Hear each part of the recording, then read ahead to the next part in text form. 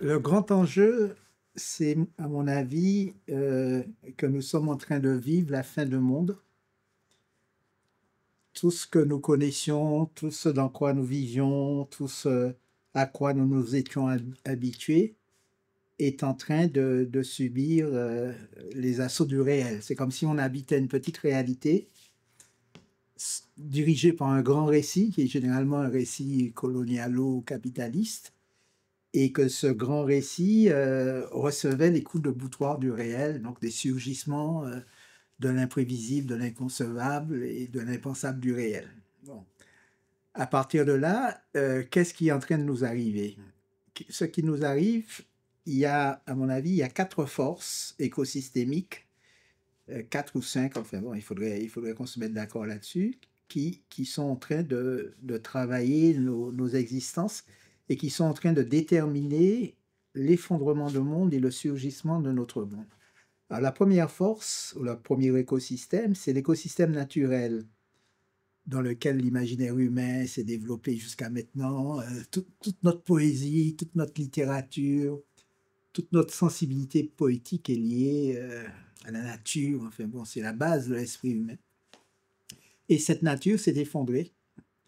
Aujourd'hui, quand on regarde les documentaires, moi j'adore les documentaires animaliers, au naturel, tout ça, tout le monde est en train de sauver des lions, sauver des oiseaux, on bague les trucs, enfin, on compte les arbres, on met des petits nids pour que les oiseaux fassent des... Enfin bon, un truc effarant, quoi.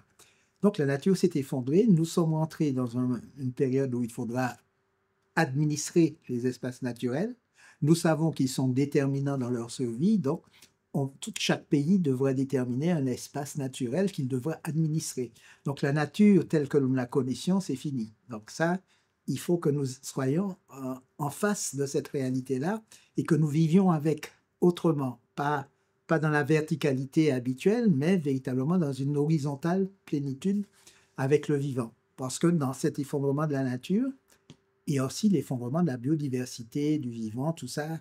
Et quand on dit biodiversité du vivant, on sait que ce qui menace l'espèce humaine, c'est justement la perte de cette diversité et que nous sommes liés à la complexité de toute la biosphère et que quand le vivant s'effondre, on ne sait pas dans les réactions en chaîne ce qui va se passer. Donc ça, c'est le premier écosystème déterminant.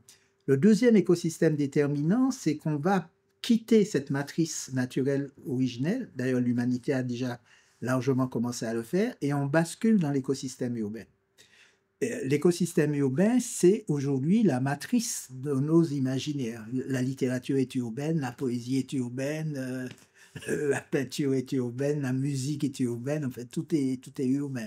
L'économie est urbaine, mais on n'est plus dans les vieilles villes avec les structures symboliques ou les villes industrielles. On est vraiment dans une prolifération complètement informe, soumise à des spéculations, enfin bon, quelque chose d'absolument incroyable qu'il nous faut penser. Et c'est vrai que les politiques d'aménagement urbain sont déterminantes, parce que c'est l'écosystème dans lequel nous devons repenser notre nouvel humanisme, entre guillemets. Donc ça, c'est déterminant. Il y a toute une réflexion à mener sur cet écosystème urbain déterminant. L'écosystème urbain sera très largement dynamisé par l'écosystème numérique. C'est-à-dire que jusqu'à maintenant, nous habitions un moi biologique, mais ce qui va se produire, c'est une virtualisation progressive de notre moi, et notre moi numérique, nos avatars, quand on sera immergé de plus en plus dans ce monde numérique, notre moi numérique sera beaucoup plus stimulant, enrichissant que notre réalité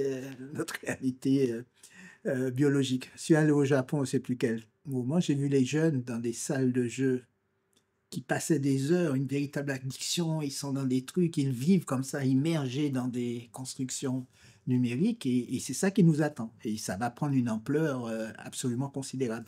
Donc là, c'est une force qu'il faut aussi, face à laquelle il faut penser, et dans laquelle il faut déterminer notre humanisme nouveau, entre guillemets. L'autre élément, c'est que cet écosystème numérique sera habité, travaillé, animé par l'intelligence artificielle. L'intelligence artificielle remet en question tout ce que nous pensions être le propre de l'humain.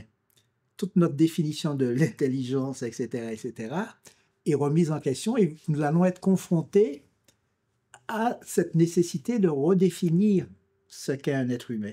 La vieille question existentielle que nous pensions avoir résolue dans notre distinction avec l'animal, le vivant, tout ça, là, ça va se reposer parce que ce que nous appelions intelligence est largement déployé par la machine et beaucoup mieux que ce que nous pouvons faire nous-mêmes. Donc, il y a véritablement là un problème existentiel majeur. Et en plus, toute notre manière de penser, de créer, d'envisager les alternatives et de nous confronter à ces forces nouvelles se feront avec l'écosystème numérique et avec l'intelligence artificielle, qui va nous aider à lutter contre elle. Enfin, j'espère. Enfin, bon, en tout cas, c'est une force intéressante. Et l'autre élément déterminant, c'est le cosmos. Je pense que toutes les vieilles communautés archaïques avaient des cosmogonies, de grandes narrations qui reliaient la création de l'univers à la création de leur communauté. Et ils avaient ces cosmogonies qui nourrissaient la plupart des récits et des grands récits qui vont se déployer dans l'expérience humaine.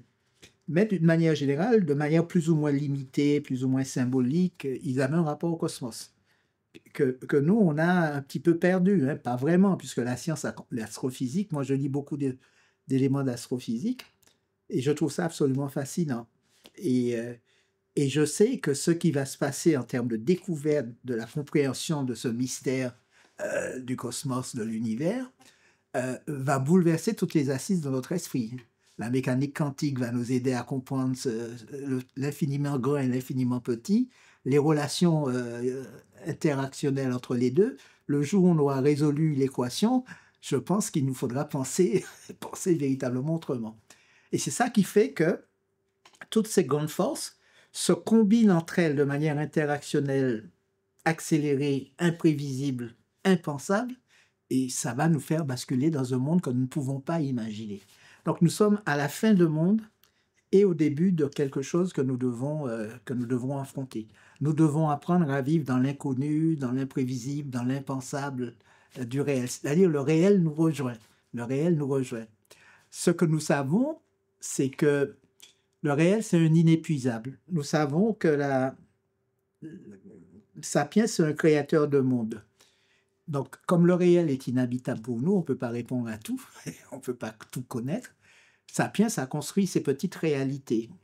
Et ces petites réalités, elles augmentent, elles se compliquent, elles s'ouvrent, elles s'amplifient à mesure que la pensée créatrice, que la science, mais surtout que la stimulation esthétique et artistique nous ramène de nouvelles données du réel.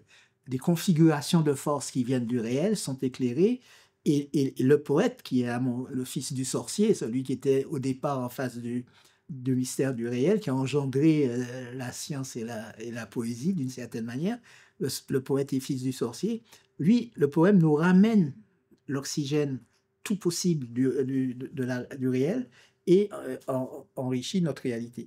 Et ce que nous savons, c'est que le réel, c'est le tout possible.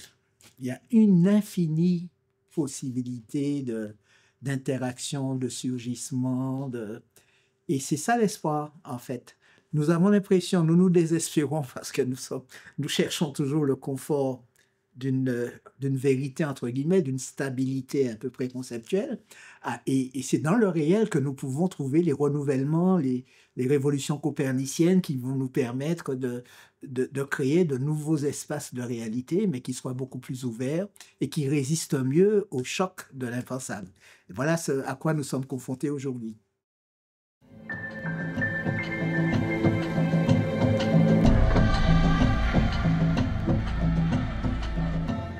En fait, ce qui s'est passé à partir de 1492, enfin bon, il ne faudrait pas raconter l'histoire du monde comme ça, mais c'est un fait que pour l'espèce humaine, quand Colomb arrive aux Amériques, ça y est, il n'y a plus de terra incognita. Et que tous les phénomènes qui vont se produire, accélération technique, conception, même si toutes les pensées premières avaient une vision du monde, mais là, on est véritablement lié, toutes les circulations commerciales vont se faire sur une base de globalisation planétaire, le monde fait tout monde, comme dit Glissant. Ça veut dire quoi? Ça veut dire que toutes les civilisations, toutes les cultures, tous les imaginaires, toutes les perceptions se sont retrouvées dans une globalité. Et le monde est présent, et pas seulement présent de manière symbolique, mais présent activement. C'est-à-dire que ce qui se passe, un petit battement d'aile du papillon qui se fait je ne sais où, peut provoquer un cyclone. Et c'est ça le truc, c'est on est entré dans un processus de globalisation planétaire. Ce qui est déterminant, notre niveau réel d'existence, c'est bien sûr la planète. Le problème, c'est que ce cadre d'existence planétaire est dominé par la force capitaliste, par deux forces. Ce qui se passe, c'est que la colonisation est à l'origine, malheureusement, c'est les processus de colonisation, le choc colonial qui a permis la rencontre des civilisations et des cultures. Le choc colonial va ouvrir un petit peu les espaces communautaires et les esprits, libérer d'une certaine manière les individus. Et le choc colonial va permettre, dans l'asservissement des exploitations, du vivant et le système de plantation esclavagiste, une telle accumulation de capitaux en Europe qu'on va avoir le déchaînement du capitalisme. Ce qui fait que le capitalisme va chausser les souliers, les souliers du colonialisme en gardant à peu près l'esprit colonial. Hein. Et le capitalisme, c'est lui qui va transformer la globalisation planétaire en globalisation économique, en mondialisation économique. Mais quand Glissant dit le tout monde, il désigne à la fois une mondialisation économique capitaliste, tout un marché organisé par le capitalisme, mais aussi, parce que le problème c'est ça, le choc colonial c'est l'Occident. C'est-à-dire la partie ténébreuse. On n'a pas rencontré Montaigne, on a rencontré la partie ténébreuse de l'Occident, les marchands, les conquistadors. Et cette partie ténébreuse de l'Occident va encapsuler le réel planétaire dans un grand récit occidental. Donc c'est l'Occident qui va dire le monde. Ce qui fait que lorsque le capitalisme va chausser les bottes occidentales, les bottes du colonialisme, il va aussi adopter, s'articuler sur le grand récit occidental. Et c'est ce grand récit occidental qui est réducteur, qui nie la diversité, les différences, qui n'a pas organisé de rencontres avec l'autre, enfin bon, tous les problèmes que nous avons aujourd'hui. C'est ce grand récit occidental, aujourd'hui, qui dit le monde. Donc nous avons ce problème de trouver une narration qui ne soit pas un récit, qui ne soit pas un grand récit. Un récit ou un grand récit est toujours au service d'un pouvoir, d'une conception particulière du monde, d'une simplification, d'un réductionnisme agissant qui permet à Sapiens d'habiter. Et donc, on est en face de cette nécessité de construire, de vivre à l'échelle d'une totalité monde, dominée par le grand récit occidental et dominée par le dogme capitaliste qui, lui, a réduit la politique à sa dimension économique. La politique, c'est quoi? La politique, c'est de s'occuper de l'être humain. S'occuper de l'être humain, c'est bien sûr s'occuper d'une partie prosaïque, manger, boire, survivre, se protéger, exister. Bon. Et puis une partie poétique. Toute la partie, ce qui fait l'humanité, c'est la partie poétique. Et dans la partie poétique, on a l'amour, l'amitié, la capacité à s'ouvrir comme ça, à aller au-delà de l'horizon, etc. Mais on a surtout la faculté de penser. Et la faculté de penser, quand la pensée se met en branle dans la conscience réflexive de Sapiens, c'est le processus de création. Sapiens devient un créateur de monde par la pensée. Ce qui fait que aujourd'hui, nous avons à nous débarrasser ou à reconsidérer ou à repenser le grand récit occidental et le grand récit capitaliste et trouver une autre narration du monde, et inventée comme ça par notre faculté créatrice à produire un autre monde. Alors, il y a une sorte de désespérance qui nous accable quand on voit la résurgence de toutes ces involutions. Mais moi, je me dis, si cette montée de l'extrême droite se produit, c'est justement parce que le monde est là. L'autre partie du monde qui n'est pas la mondialisation économique et qui est la mondialité. La mondialité, c'est quoi? C'est que dessous la rencontre, le tissu économique capitaliste, il y a la rencontre des cultures, des imaginaires, des individus, des trucs improbables, des synthèses, des ruptures, enfin, une sorte de chaosmos, chaosmos anthropologique qui a une amplitude de potentialité absolument inouïe. Et c'est la mondialité. Et l'idée pour nous, aujourd'hui, c'est que plutôt que de se laisser désespérer en se laissant enfermer dans le grand récit occidental qui arrive, et le grand récit capitaliste qui arrive à un bout de déliquescence extrême, euh, le discours de Trump, c'est la logique capitaliste poussée jusqu'à l'absurdité. C'est la réification du vivant, c'est la croissance aveugle qui à tout prix, c'est la réduction à l'enrichissement continu, à l'accumulation, enfin bon, toutes les horreurs que nous connaissons. Le capitalisme génère, quand il réussit, quand il triomphe, il nous plonge dans un obscurantisme involutif. C'est ça que nous vivons. Ce qui fait que nous avons ce problème-là à régler, associé à tous les autres problèmes. Et tout à l'heure, je n'ai même pas cité le fait que, du fait du changement climatique, on aura un enchaînement de modifications naturelles qui vont nous obliger à changer toute notre existence, notre façon d'habiter, notre rapport au vivant, notre rapport à la nourriture, notre rapport à l'eau, enfin bon, la totale, notre rapport à l'air. Donc, on est dans cette réalité-là. Mais le risque que nous avons, c'est de se laisser enfermer dans ce récit qui paraît combien de gens. Moi, je suis frappé de voir comment le récit absolument dément de Trump est relativement bien accueilli dans le monde. Les gens ont l'impression qu'on a affaire à un stratège, une efficacité, un vrai parler, quelque chose. Non, on est en face d'une démence capitaliste qui n'arrive plus à penser le monde et qui nous précipite dans... Ce qui fait qu'il ne faut pas se laisser troubler par le fait que ça semble invincible et ça semble plus chiant. C'est simplement une réaction à la mondialité qui est agissante et que nous pouvons penser.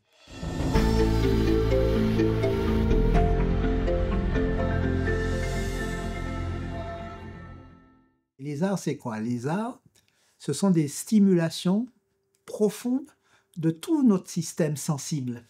Et quand tout le système sensible perçoit comme ça des stimulations particulières, qu'est-ce qui se passe? Le corps et l'esprit rentrent dans une espèce de chaosmos.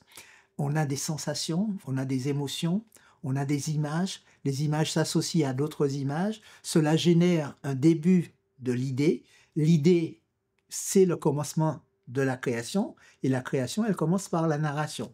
Et c'est pourquoi nous avons besoin de la littérature. La littérature fait partie des arts. Moi, je suis un artiste du langage. Les artistes, c'est des gens qui travaillent sur les formes, sur une matière et qui s'intéressent aux forces. On a vu les forces, on a cité toutes les grandes forces qui sont actives. L'artiste du langage, sa matière, c'est la langue, ou les langues du monde. Et les formes qui sont employées, alors ça peut être le récit du conteur, là on peut peut-être en parler, ou le grand récit des dominateurs, mais c'est surtout la narration, la base de la pensée de l'Homo sapiens, donc la base de son pouvoir créatif, c'est la narration. Donc nous avons cette chance-là, et l'urgence que nous avons, qui est la nôtre, c'est d'échapper à l'enfermement prosaïque. C'est de comprendre que la vie humaine, une culture humaine, ça a toujours été un enchantement du prosaïque par le poétique. Un exemple, la cuisine. Manger, c'est du prosaïque, il faut manger, etc. Mais quand on regarde dans les cultures humaines, j'étais en Tunisie, quand on voit la splendeur des accommodements, les rituels autour des plats, toute cette amitié, cet amour, ce partage, l'éducation qui se fait autour du manger ensemble. Enfin bon, il y a un poétique humain qui a toujours habité le moindre détail du prosaïque, quand tout va bien, est habité par le poétique. Ce qui fait qu'aujourd'hui, il nous faut réinstaller du poétique dans notre existence pour devenir des créateurs.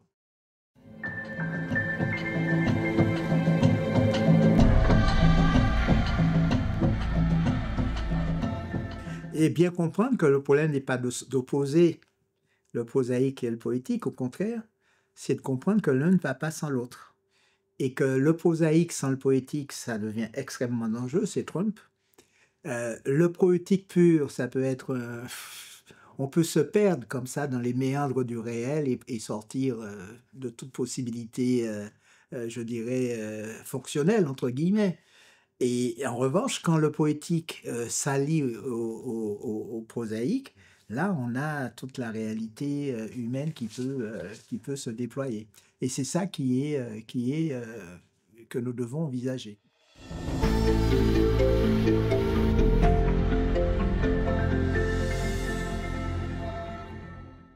Quand on a commencé à comprendre qui nous étions, dans les Amériques et dans la Caraïbe, on n'a pas trouvé le schéma habituel des peuples et des communautés archaïques. Des cultures, des civilisations se sont fracassées sur très peu de temps, hein. Toutes les cultures, les civilisations ont toujours été des mélanges, mais sur des plages temporelles. Avant que Colomb n'arrive dans les Amériques, je parlais encore avec un archéologue qui m'expliquait comment cette infinité, cette diversité linguistique culturelle se mélangeait, circulait. Donc il y a une créolisation antique, et puis à partir de l'accélération de la globalisation, on aurait l'ultime créolisation, celle qui va donner le monde dans lequel nous vivons. Dans le système des plantations, donc la matrice coloniale d'exploitation du Nouveau Monde, du vivant, de l'homme, enfin bon, il y aura un processus de déshumanisation du vivant, donc exploitation orientée du vivant. Et comme le principe, c'est d'exploiter le vivant, c'est tout naturel qu'on exploite des êtres humains. Et pour mieux les exploiter, on va les déshumaniser. L'esclave de la plantation américaine, qui est un Africain qui a été razzié sur les côtes de l'Afrique, qu'est-ce qu'il devient? Il est réduit à son corps. Il est réduit au prosaïque du corps. On ne veut pas un être humain. On veut une force de travail. On veut un corps que l'on fouette et qui peut travailler. Donc, on est vraiment réduit dans le prosaïque. Et quand on est enfermé dans le prosaïque, un peu comme nous sommes enfermés aujourd'hui dans le prosaïque capitaliste économique, qu'est-ce qui disparaît? C'est tout le poétique, c'est-à-dire la capacité à crier, la capacité à narration, c'est-à-dire à produire comme ça des espaces, des lignes de fuite, des perspectives, des compositions, des agencements, enfin bon, et ce qu'on a vu très rapidement, c'est que lorsqu'on a cherché la résistance à l'inhumain ou au déshumain des plantations esclavagistes, on a cherché, on a fonctionné un petit peu sur le modèle occidental en cherchant Spartacus. Et donc, on a beaucoup parlé des nègres marrons dans la littérature des Amériques, le nègre marron. Il y a le héros populaire, c'est le nègre marron. Mais en grattant un peu, on s'est aperçu qu'il y avait une résistance qui s'était opérée dans la plantation, que les nègres marrons n'étaient pas les plus nombreux, que nos ancêtres sont restés là-dedans, et que là-dedans, ils ont poursuivi la résistance. Alors, quelle forme de résistance? Bien sûr, on a vu qu'ils sabotaient les outils, qu'ils empoisonnaient les bêtes, qu'ils empoisonnaient le maître, qu'ils incendiaient les champs. Ils étaient fainéants, ils n'allaient pas de bon cœur au travail, il fallait les fouetter, etc. Donc, on s'est dit, il y a quand même une résistance qui reste. Hein. L'oncle Tom, même, il est dans une complexité. Hein, c'est Glissant qui va beaucoup étudier ça et qui va dire le processus du détour. Le détour, c'est qu'on est à la fois dans l'acceptation et dans le refus. Il est rare qu'on ait véritablement un oncle Tom total. Bon, la situation était tellement terrible que bon, il y avait une complexité. Donc, on s'est dit, la résistance était là. Mais d'où elle vient? Qu'est-ce qui fait qu'ils arrivent à garder ce désir d'humanité? C'est qu'il y avait les créateurs, ceux qui avaient su, malgré le déshumain, entrer en état poétique et devenir des créateurs. Alors, le tout premier, ça va être effectivement le tambouiller, suivi du danseur, suivi du chanteur et suivi, bien sûr, du père de la littérature qui va être le conteur créole, qui va donner à ce mélange anthropologique incroyable où les Africains, les Amérindiens, les Européens, dans leur diversité, vont produire un surgissement anthropologique nouveau qu'il faudra bien, enfin, différents surgissements anthropologiques, ce que nous appelons des créolités, et qu'il faudra à un moment donné doter d'un langage. Mais celui qui va doter ces surgissements anthropologiques d'un langage, donc d'une capacité de narration, de réinvention d'un monde qui ne sera pas, ça va être le conteur créole. Et ça, c'est absolument précieux. Ce qui fait qu'on s'aperçoit que toutes les dynamiques des cultures populaires américaines proviennent du fond des humains. Et que lorsqu'on est dans un état de sidération comme ils l'ont été, le déshumain total, hein, et que ce déshumain, il ressemble à ce que nous vivons aujourd'hui dans notre désespérance face à l'effondrement de l'absurdité capitaliste qui arrive à ses extrêmes. C'est la même nuit. Et ce que nous avons constaté, c'est que ils ont résisté de manière beaucoup plus radicale parce qu'ils ont inventé des dynamiques culturelles. Ils ont amplifié un imaginaire. Ils ont raconté une narration par le corps. Le danseur, il recompose. Il se raconte lui-même. Il recompose une narration de son propre corps et il recompose une narration de l'espace autour de lui. La polyrythmie africaine, il faut écouter les tambours dans les plantations. Il y a un déploiement de polyrythmie qui déconstruit les rigidités des petites réalités, qui ouvre la sensibilité. C'est quasiment hypnotique. Et ce processus élargit progressivement la perception que l'on a de soi-même et que l'on a du monde. Alors le chanteur, bien entendu, stimulation esthétique majeure, et puis le conteur qui va donner le pouvoir de narration. Donc les créateurs ont été déterminants. Et chaque fois qu'une opposition à une domination a été importante, c'est qu'on a eu un processus de création, de créativité. Donc le plus important pour nous aujourd'hui, d'où l'importance des politiques culturelles, développer un maximum d'états poétiques. Il faut vivre en état poétique, intensément. Alors tout le monde ne peut pas vivre à l'intensité poétique d'un artiste, hein. Bon, ça c'est un extrême de l'état poétique, mais tout le monde doit mesurer sa santé poétique, je dirais. On se réveille le matin et puis on essaye de voir quelle est ma capacité comme ça à être attentif au réel. Parce que dans l'idée de la relation de Glissant qu'il va proposer lorsqu'il a bien examiné que dans les Amériques, dans les plantations, ce qui va se produire, c'est ce mélange de culture, civilisation et d'individus. Donc, une sorte de machine à laver anthropologique, il va dire, mais quel est le principe actif? Il y a un principe actif, c'est que ça se rencontre. Et qu'est-ce qui va se passer? Comme ça se rencontre et que désormais le monde est globalisé, ça ne va jamais finir de se rencontrer. Ça y est, c'est fini. On ne peut pas dire, je me réfugie dans mon village, dans mon clocher, dans ma langue, dans ma peau, c'est fini. Tout entre en interrétroaction. On vit dans un monde relationnel, ce qu'il appelle le tout-monde. Et ces fluides relationnels, c'est ces dynamiques dans lesquelles nous avons à penser les grandes forces écosystémiques qui vont déterminer notre futur. Et la relation, de ce point de vue, est déterminante.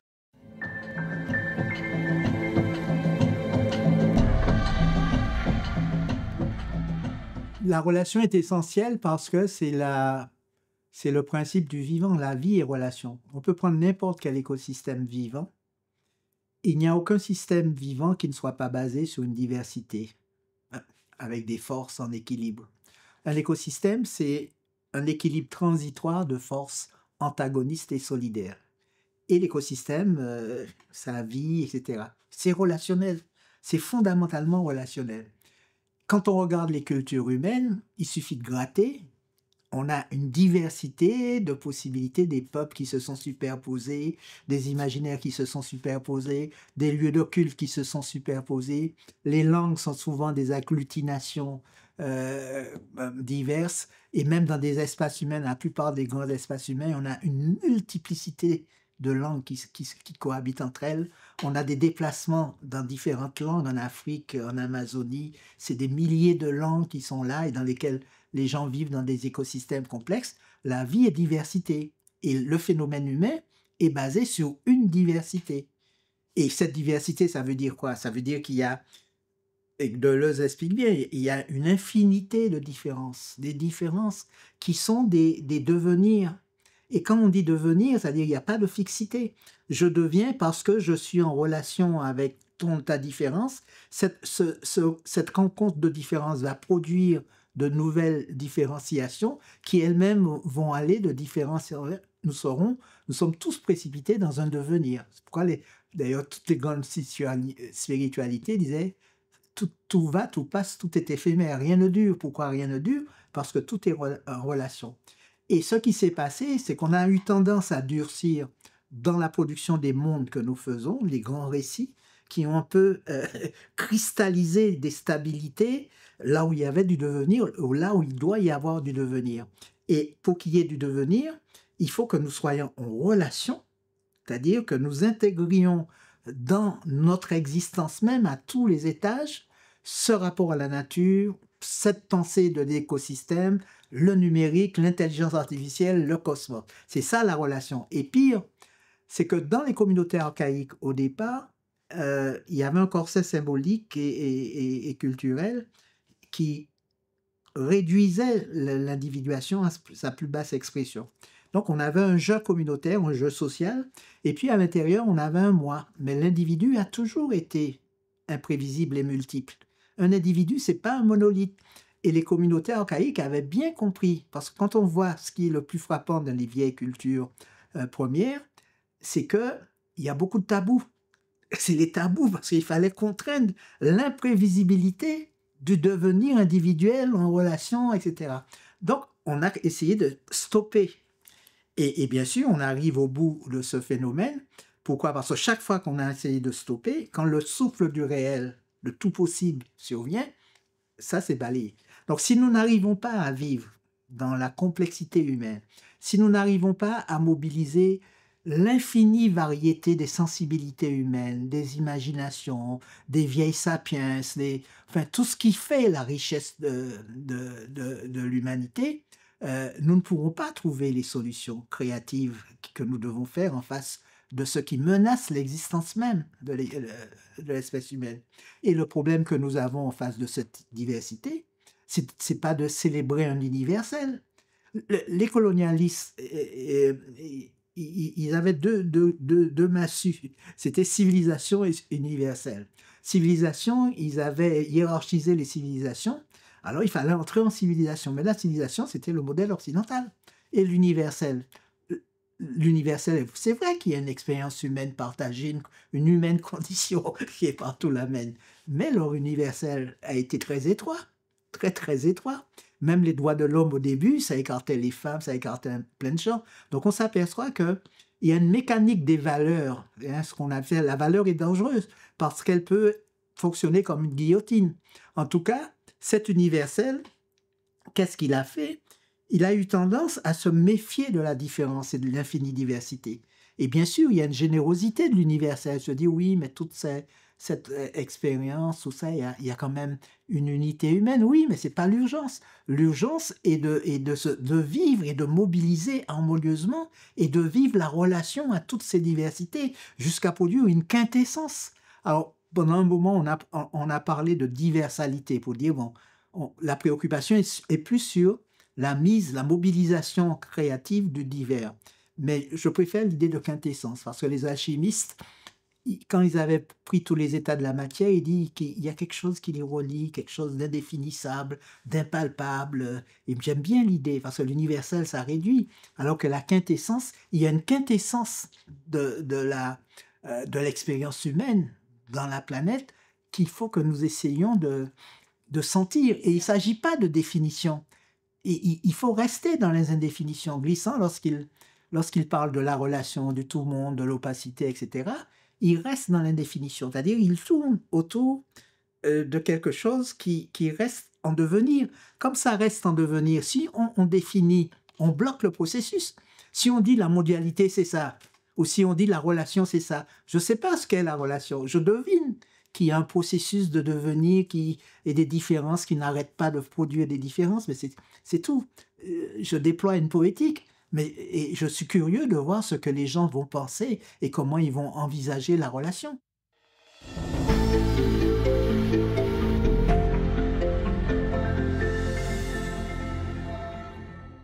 Oui, mais on peut diversaliser, c'est-à-dire nous apprendre à vivre en diversité. Parce que l'idée de l'un, c'est une idée qui habitait la plupart des grandes communautés archaïques. C'était les absolus. Ils partaient d'une cosmogonie, d'un mythe fondateur, et c'était ma langue, mon Dieu, ma réalité. Pourquoi les humains se sont fracassés? C'est que l'idée de l'un, c'est-à-dire de la vérité centrale, c'est la base du problème. Ce que nous avons à essayer de penser et nourrir notre imaginaire avec, c'est l'idée du divers. Ce que dit Ségalen. Ségalen, il arrive et il dit, mais c'est incroyable, il y a une telle diversité humaine, il y a une telle richesse. C'est ça le trésor de l'humaine condition, c'est sa diversité. Et il va dire quelque chose de plus encore incroyable pour un officier militaire breton ou je sais pas quoi. Il dit, il faut tout de suite faire l'aveu d'impénétrabilité. C'est-à-dire que confronté au divers, il y a une opacité, ce que Glissant va appeler le droit à l'opacité.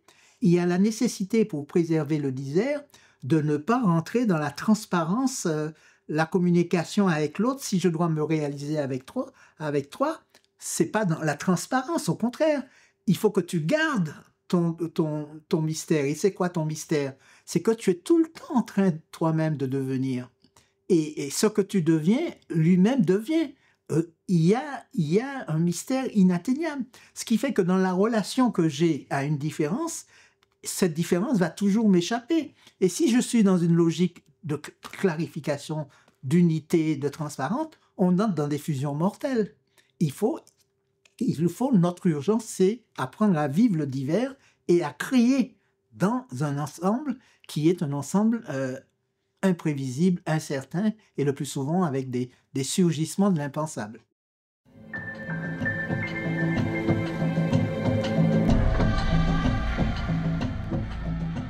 Et dans la liberté.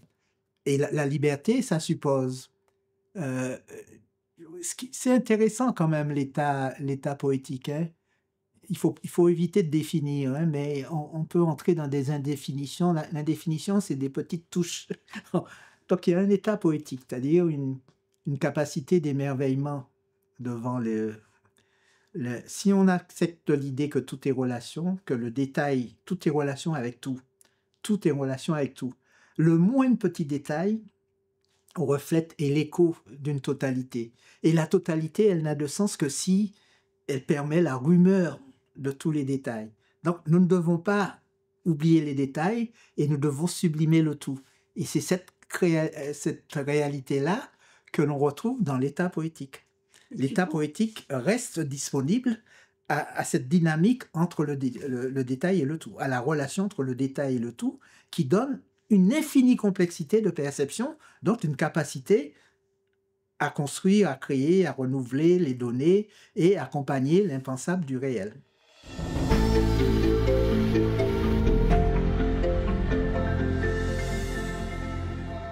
Oui, oui, on peut travailler son état poétique, il suffit, bon, il n'y a pas de recette, il n'y a pas de définition, chacun dans son développement psycho-affectif doit trouver sa manière. Moi, je sais que, et je sais que l'état poétique a besoin des stimulations artistiques et esthétiques. Et j'ai vu ce que peut littérature quand j'étais en terminale. J'avais un prof qui nous parlait de littérature. Il évoquait les auteurs, mais il y en avait un qu'il aimait, c'était François Villon. Donc on avait l'enseignant quand il évoquait le poète et tout ça. Et puis quand il arrive sur François Villon, ses yeux se mettent à briller, une espèce de joie, de joie créatrice. Il était heureux de nous parler de Villon, etc. Et j'ai vu ce que peut la littérature sur un être humain. Et moi-même, j'ai vécu le phénomène quand j'étais enfant, je suis entré dans la penderie, une petite boîte qui est cachée au fond de la penderie, je trouve des livres et je vois des livres illustrés. Et chaque fois que je suis seul, je vais me plonger, comme c'est fermé, c'est interdit, je vais me plonger dans le rapport à l'image, et puis je ne sais pas à quel moment je vais passer de l'image à l'écriture. J'étais en état poétique. Et le fait d'avoir des amis parmi les livres très très tôt, et de manière solitaire, sans qu'on me dise il faut lire ça, il faut lire ça, il faut lire ça, j'ai développé un état poétique particulier. Mais l'état poétique, donc ça passe par des stimulations artistiques et esthétiques, exposons nos enfants à toutes les possibilités de stimulation artistique et esthétique et essayons de trouver les moyens de leur permettre d'être suffisamment ouverts. Qu'est-ce que j'appelle? C'est-à-dire, qu'est-ce qui s'est passé aujourd'hui? Pourquoi aujourd'hui le discours de Trump ne met pas des millions d'Américains dans les rues et que tout le monde, on est horrifié, mais en même temps, euh, c'est que nous avons été enfermés dans le prosaïque et quand on est enfermé dans le prosaïque, on se trouve dans une situation où on a un océan de connaissances scientifiques, un océan de stimulation culturelle, on consomme du culturel, on consomme de la littérature, mais on ne fait que consommer. Parce que ce qui se passe, c'est que lorsqu'on a une consommation culturelle et que les stimulations se font, la rencontre ne s'effectue pas. Parce que celui qui est censé recevoir est entré en effervescence et dans le prosaïque, c'est-à-dire que son état poétique n'est pas suffisamment élargi, le cœur n'est pas ouvert. Voilà, on peut dire le cœur n'est pas ouvert. Et si le cœur n'est pas ouvert, la stimulation devient de la consommation. Et c'est pourquoi dans des pays hyper développés culturellement, technologiquement, comme les États-Unis, on a cette espèce d'involution absolument sidérante. Et pas seulement aux États-Unis, dans toute la planète, on a le retour des barbares de la nuit, des choses que nous pensions finies, la guerre qui va revenir. On a un problème d'obscurantisme. Pourquoi? Parce que le poétique n'est pas là. Donc on voit l'état du poétique. Alors pour définir précisément, il faut être prudent parce que l'état poétique, c'est quelque chose, on sait ce qui nous manque, on sait que le créateur, c'est quelqu'un qui n'est jamais enfermé dans une vérité, dans une certitude, dans une fixité. C'est un devenir permanent et se poser, se vivre, s'imaginer, se risquer, s'enflammer par le devenir, ça c'est la base de l'esprit créatif.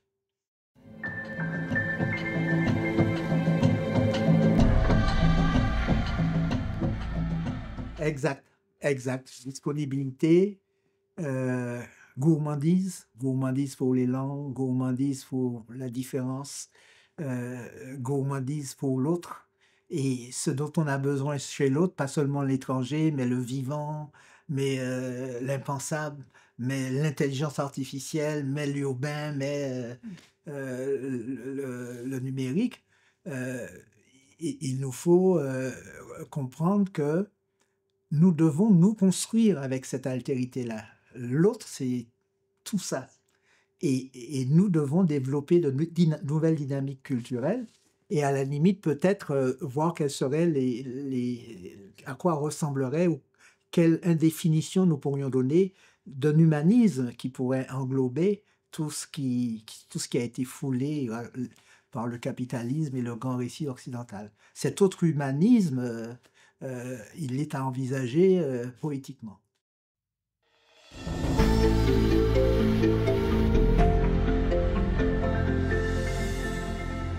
Ah, du moment, le plus difficile qu'on a quand on vieillit, c'est que on perd on essaie de rester en face du réel, hein. Rester en état poétique, c'est rester en face de la complexité du réel. Le problème, c'est qu'on perd une faculté qui est celle de percevoir les germinations, les signaux faibles, les recommencements, les commencements. Là, aujourd'hui, nous voyons un monde, nous sommes désespérés parce que nous réduisons le monde à la vision capitaliste et à Trump. Et c'est vrai que ce sont des pouvoirs terribles. Mais l'autre monde est déjà là. Il y a déjà des gens qui pensent autrement, qui vivent autrement. L'autre monde est en train de germer autour de nous. Mais on perd la faculté. Et l'état poétique, effectivement, lorsqu'il est très, très important, il permet de deviner, de sentir les commencements. C'est ça notre problème. Il faut, là où ça recommence, là où ça commence et ça recommence, c'est ça qu'il faut être. Et c'est vrai qu'on perd ça. Ce qui fait que, bon, je n'ai pas une vision très juste de ce qui se fait en littérature, en art plastique. Il y a des choses certainement qui m'échappent. L'autre vertu de l'état poétique, et c'est peut-être ce qui nous reste lorsqu'on arrive à un certain moment de sa vie, c'est d'approfondir ce qui est déjà là. C'est-à-dire que si on prend l'idée que l'imaginaire de la relation c'est important et qu'il faut la réinstaller, relation entre le prosaïque et le poétique, et puis relation de tout, du moins de détails autour, on a la possibilité de tout relire. René Char disait, nous sommes dans l'inconcevable, mais avec des repères éblouissants. Les repères éblouissants, c'est toute la mémoire de l'humanité, toutes les littératures anciennes. Bien sûr, il faut voir les nouvelles germinations, mais on perd un petit peu cette faculté-là. En revanche, nous pouvons aller revisiter et relire des auteurs déterminants qui nous ont construits, hein, ça peut être, et à partir de là, essayer de voir comment l'idée de la relation, qui est déjà là, qui est chez tous les philosophes, tous les grands penseurs, toutes les spiritualités, l'idée de la relation est là. Et c'est là que nous pouvons nous alimenter. Parce qu'on ne pourra pas épuiser tout le détail du monde, mais je sais que toutes les germinations et l'alternative à ce que nous vivons n'aura qu'une possibilité, c'est si elle arrive à constituer un monde relationnel où le divers vient alimenter des devenirs permanents et des devenirs qui sont respectueux du devenir et respectueux de la différence.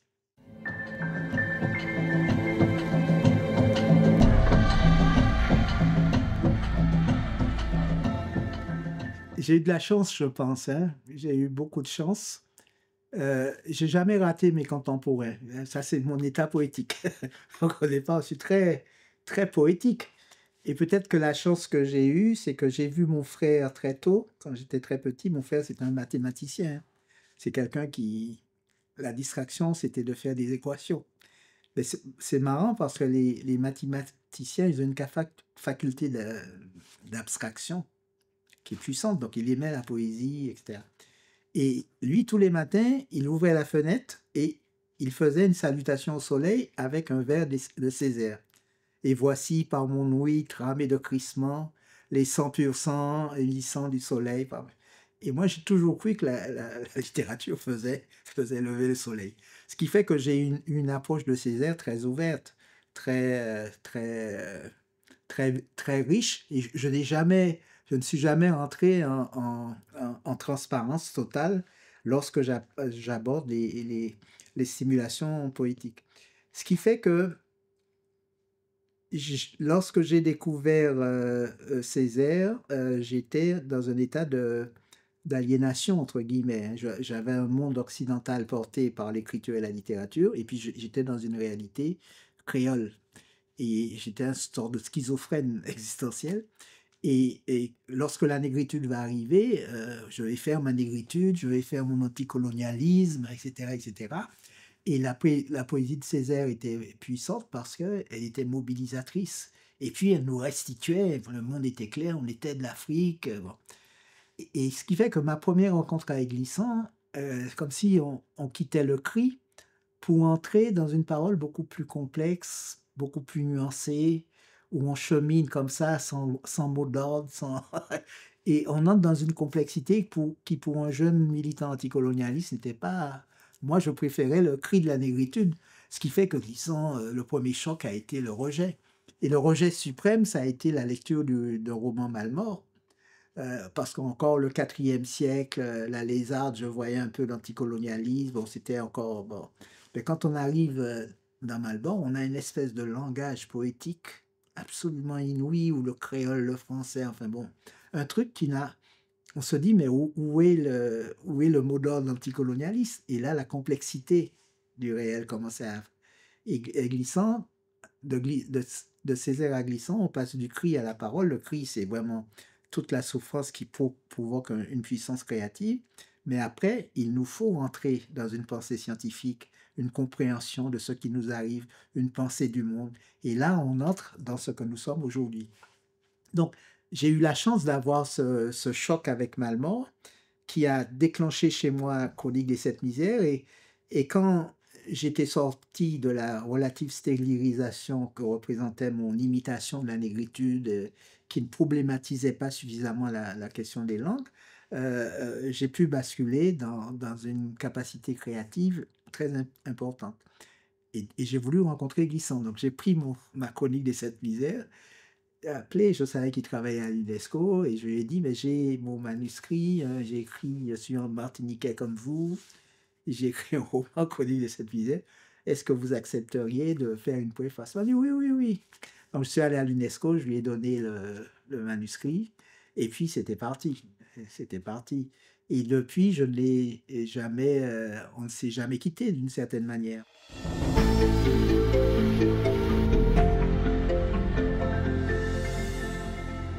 Ah oui, c'est-à-dire que moi, j'étais reconnaissant, de cette, capacité créative. Lorsque j'ai écrit avec Confiant l'éloge de la créolité, pour moi, c'était un hommage à Glissant, hein, c'était pas autre chose. Et je lui étais re j'étais reconnaissant. Enfin, ce qui m'avait beaucoup touché aussi affectivement, c'est que mon deuxième roman, Solibo Magnifique, quand je suis allé le récupérer, à Gallimard, je l'ai amené, je dis: «Ah, il habite place Unzenberg, je vais lui apporter», et je veille, je tombe sur lui. Elle dit: «Ah, c'est génial», il était vraiment très heureux de voir un nouveau roman après qu'on ait cette misère. Il dit: «On va fêter ça». Et il a organisé avec Sylvie une petite fête antillaise chez lui, on a mangé des acras, on a bu du rhum, il a fêté le livre. Il était content qu'il y ait une émergence, et puis là, ça ne s'est jamais arrêté. Ce qui fait que je n'ai jamais cessé de recommander aux gens Glissant. Pourquoi? Parce que ça m'avait permis de stimuler mon état poétique, ma créativité, et je dis: «Mais ce qui nous manque aux Antilles, ce qui nous manquait et qui nous manque aujourd'hui, c'est cette capacité, cet état poétique qui nous permettrait d'affronter la complexité de la relation, la complexité du monde, ce changement de monde auquel nous avons à faire face. Il faut une créativité intense, il faut de nouvelles conceptions. Toutes les bases anciennes de l'humanisme, de l'identité, de l'histoire, de la culture, tout ça est modifié par ce qui nous attend. Donc il faut de nouveaux créateurs, une nouvelle impulsion créatrice. Et la stimulation avait été telle que je dis que si nous sommes encore, nous qui avons raté les indépendances, on a raté la décolonisation, nous sommes devenus des départements d'outre-mer, nous constituons l'outre-mer qui est une aberration, c'est que nous n'avons pas eu Glissant. On n'a pas, Glissant nous ouvre à la complexité du monde.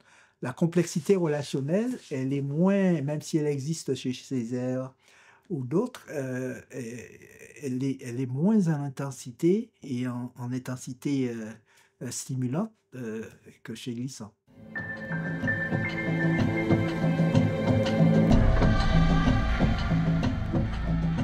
Mais c'est l'état poétique, hein. L'état poétique, c'est rester en tremblement devant le réel.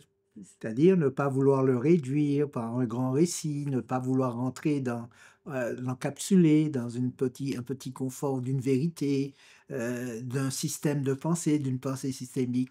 C'est ne pas vouloir, heu, développer un grand récit qui serait le contraire du grand récit occidental, mais qui serait quand même un grand récit.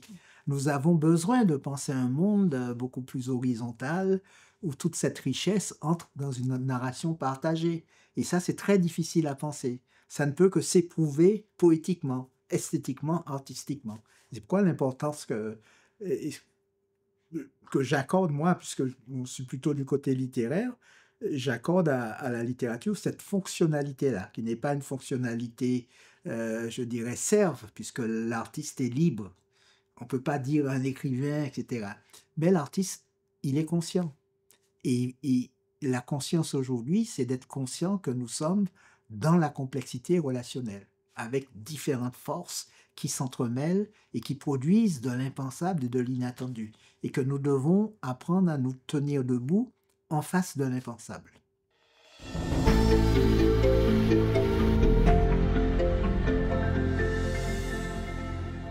Oui, il y a Glissant, mais il y a aussi Edgar Morin. Et l'idée de relation que Glissant développe est chez Edgar Morin sous le nom de reliance. Et ce qui a été bien pour moi, toujours de la chance. Parce que j'ai un ami, qui faisait des études d'anthropologie, et qui me dit: «Mais tu devrais lire ça, et c'est quoi L'homme et la mort?» Et je lis L'homme et la mort et je vois le Morin, il sort de la diversité, il contemple la diversité, il ne la réduit pas, mais il contemple l'expérience humaine de manière globale. Il est attentif à toute cette diversité, et il dit: «Il faut surtout pas rentrer dans un grand récit, c'est-à-dire réduire, toutes ces sciences humaines qui sont enfermées, toutes ces expertises autistes d'une certaine manière, il faut les rassembler. Donc il va analyser le rapport de l'homme à la mort, c'est-à-dire le rapport de l'homme à l'impensable, le fond de l'esprit, là où la pensée de sa pièce va se mettre en branle, la narration va se mettre en branle et qu'il va commencer à créer des mondes, à créer ses réalités, c'est le stimulant, ça a été l'impensable de la mort. Donc il était au cœur du truc, tu vois? Et il prend ça avec une telle ampleur, il est au-dessus de ça et en même temps, il est au cœur du moindre détail et toute la méthode de Morin m'accompagne aujourd'hui, hein. Je suis habité par Edgar Morin. Et ce qui est le plus extraordinaire, c'est qu'il ressemble à ce qu'il écrit. Il a un art de vivre, l'amour, l'amitié, l'ouverture, la joie, la fête. Il chante, il danse dès qu'il peut, il vit en état poétique. Et bien sûr, il faut éviter de trop définir l'état poétique, il faut rester dans la définition, mais je crois qu'il incarne une quintessence de l'état poétique.